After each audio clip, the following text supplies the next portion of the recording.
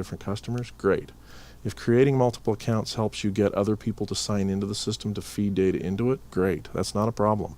And we suggest that you make accounts for people and accounts for companies separate. Don't have people sign into the account for your customer.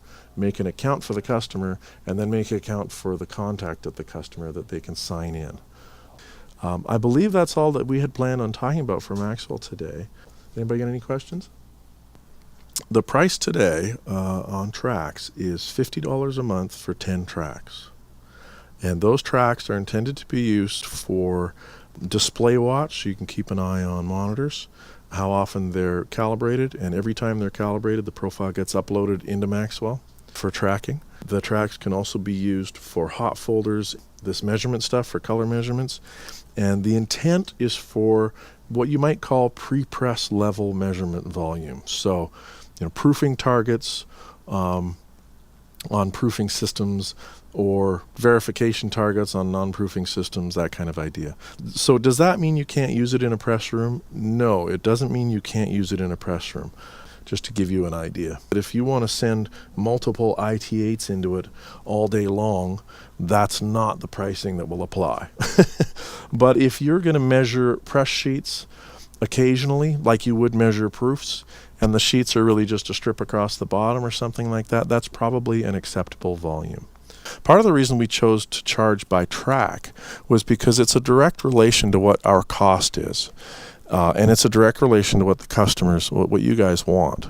Instead of charging per seat or per whatever, these sort of arbitrary things, well, only 3 people can use the data. Why? This is a web-based system. If you want 1,000 people to log in and see the same report, go for it. That's not a problem. There are no startup fees for this. There are no cancellation fees for this. And we'll do our best to make sure the pricing fits what you're doing. So as I said, for monitors, we do have a number of companies who have a whole bunch of monitors they'd love to track, and we're working out to make sure that it makes sense from a pricing point of view, because it's a lower volume issue and all that kind of stuff.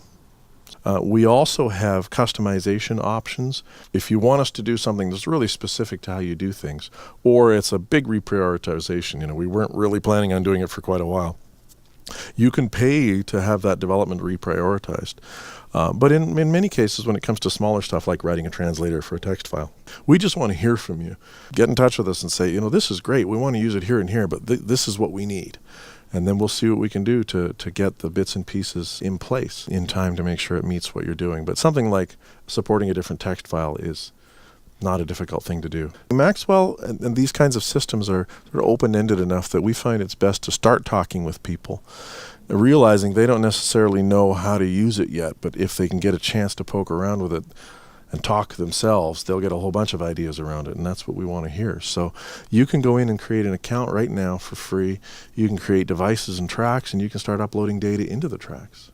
We have a relatively informal system where we track what's coming in, and we keep an eye on it, and we'll get in touch with you and say, how's it going, and go from there. Start using it, play with it, and see what you can find out. ColorShuttle communicates with Maxwell over the web protocols. So it uses the web ports, and it's basically like running a different browser on your computer. It's like downloading Firefox and running it instead. And if you download Firefox onto your system and you have to do a special configuration of proxy stuff, then that's the sort of thing we'll probably have to do in ColorShuttle. But if you have a corporate environment that's more secure, that kind of stuff, just realize that ColorShuttle uses normal web protocols, which makes life easier. And IT doesn't have to open up some weird ports to do all sorts of stuff. And also that we'll work with you on the proxy stuff to make sure we can get it working.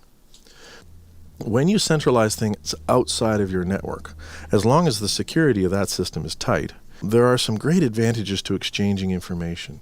If you buy a system that would do something like this kind of function, chances are you'd end up running it inside your network.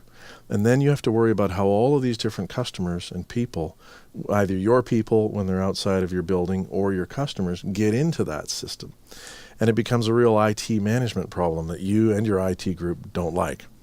But when it's centralized out into a single location out on the net, it makes it a lot easier because everybody is just browsing out when they talk to it. ColorShuttle browses out. Nothing comes in from Maxwell to talk to anything. That's not required. We don't want that kind of architecture. ColorShuttle or your web browser just browse out and go through the normal things, and it's simple, and it makes it a lot easier for everyone.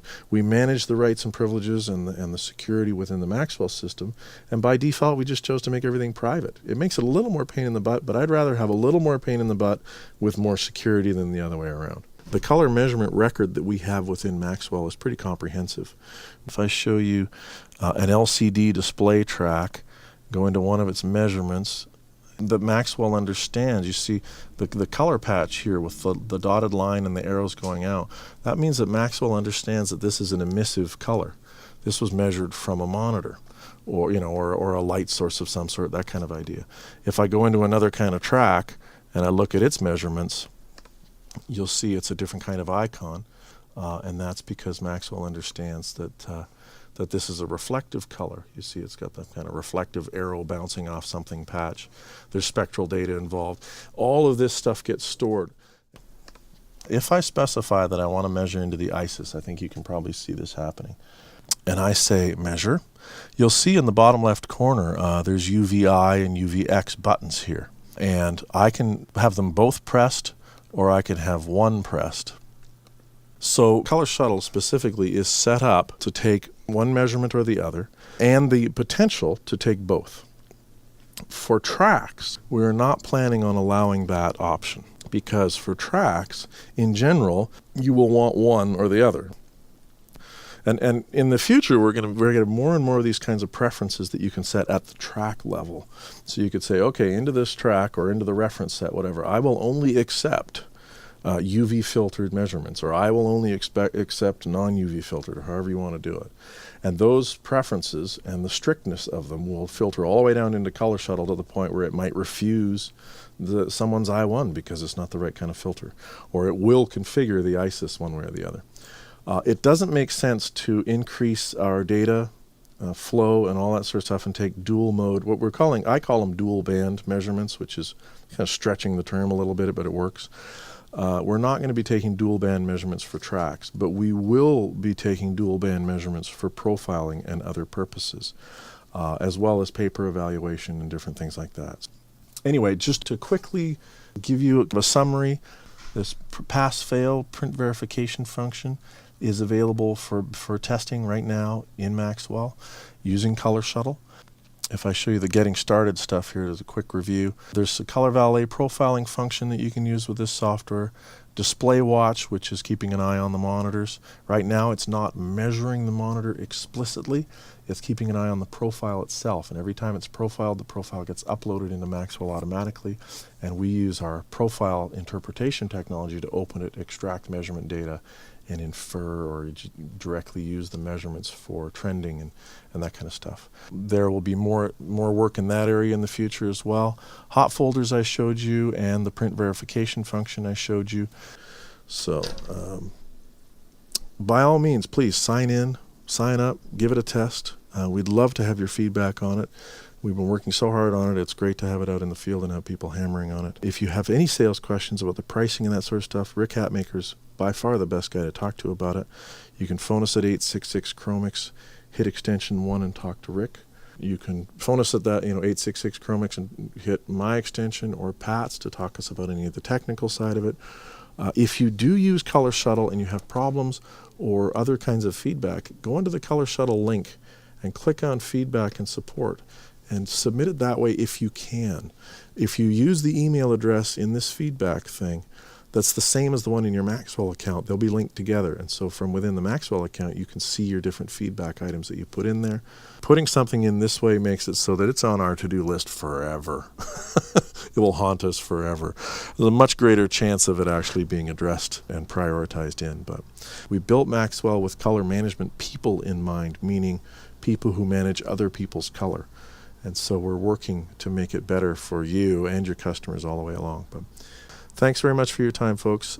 We hope you get a chance to come test this and give it a try. Thanks for your time.